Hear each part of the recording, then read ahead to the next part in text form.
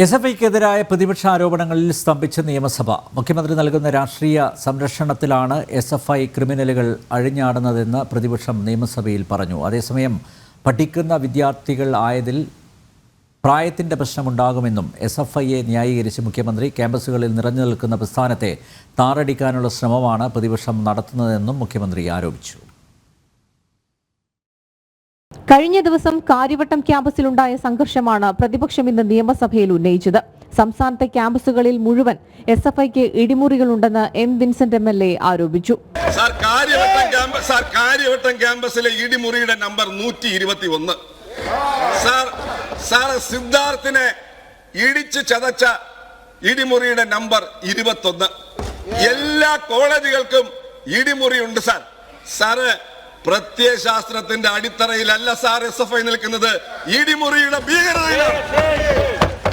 പ്രതിപക്ഷ ആരോപണങ്ങൾ പൂർണ്ണമായി തള്ളിയ മുഖ്യമന്ത്രി എസ്എഫ്ഐക്ക് പ്രതിരോധം തീർത്ത് രംഗത്തെത്തി. പഠിക്കുന്ന വിദ്യാർത്ഥികളായതിനാൽ പ്രായത്തിന്റെ പ്രശ്നമുണ്ടാകുമെന്ന് എസ്എഫ്ഐയെ മുഖ്യമന്ത്രി ന്യായീകരിച്ചു. നേരത്തെയും പറഞ്ഞിട്ടുണ്ട്, നിങ്ങളിവിടെ ചില കാര്യങ്ങൾ പറയുമ്പോൾ ഒച്ചയിട്ടില്ലേ, ആ സംഭവത്തിലും പറഞ്ഞിട്ടുണ്ട്. തെറ്റായ കാര്യങ്ങൾ തെറ്റാണ് എന്ന് തന്നെ പറഞ്ഞിട്ടുണ്ട്. ആ തെറ്റ് തിരുത്തിച്ചിട്ടുമുണ്ട്. അതാണ് ആ സംഘടനയുടെ പ്രത്യേകത. അങ്ങനെയൊരു വലിയ അനുഭവ സമ്പത്തോടെ പ്രവർത്തിച്ചുകൊണ്ടിരിക്കുന്ന ഒരു സംഘടനയല്ലേ അത്.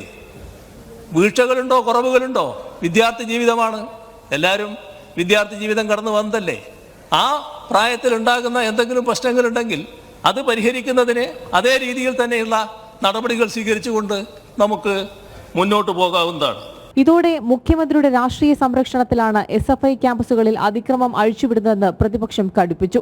ഫാസിസ്റ്റ് കഴുകക്കൂട്ടങ്ങളെയാണ് ഫാസിസ്റ്റ് കഴുകക്കൂട്ടങ്ങളെന്ന് സിപിഐയുടെ മുഖപത്രം പോലും എസ്എഫ്ഐയെ വിശേഷിപ്പിച്ചതായി പ്രതിപക്ഷ നേതാവ് നിയമസഭയിൽ പറഞ്ഞു.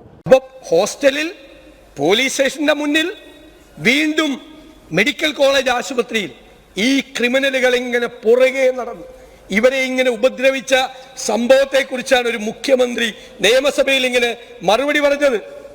സർ, ഇവിടെ ഇത് നിങ്ങളുടെ നെറികെട്ട രാഷ്ട്രീയത്തിന്റെ ഇൻകുബേറ്ററിൽ വിരിയിച്ചെടുക്കുന്ന ഈ ഗുണ്ടാപ്പട നിങ്ങളെ കൊണ്ടേ പോവുള്ളൂ. ഒരു സംശയവും വേണ്ട, നിങ്ങളെ കൊണ്ടേ പോവുള്ളൂ. സാർ, ഇവിടെ മുഖ്യമന്ത്രി കുറെ കാര്യം പറഞ്ഞല്ലോ, എനിക്കതിന് മറുപടി പറയണമല്ലോ. സാർ, ഇവിടെ അലിഖിത നിയമവാഴ്ചയാണ്, പ്രാകൃത ശിക്ഷാരീതിയാണ്. എസ്എഫ്ഐക്കെതിരെ പ്രതിപക്ഷവും പ്രതിരോധം തീർത്ത് ഭരണപക്ഷവും നിലയുറപ്പിച്ചതോടെ നിയമസഭ പ്രക്ഷുബ്ധമായി. എന്താണ് വാക്കൗട്ടാണോ? എന്താന്ന് പറയരുതാ. അവരിരിക്കട്ടെ, നിങ്ങൾ അവിടെ ഇരിക്കേ, അവിടെ പോയിരിക്കേ, ഒന്ന് അവിടെ പോയിരിക്കേ. എന്താ നിങ്ങളുടെ ഉദ്ദേശം? എന്താ വാക്കൗട്ടാണോ?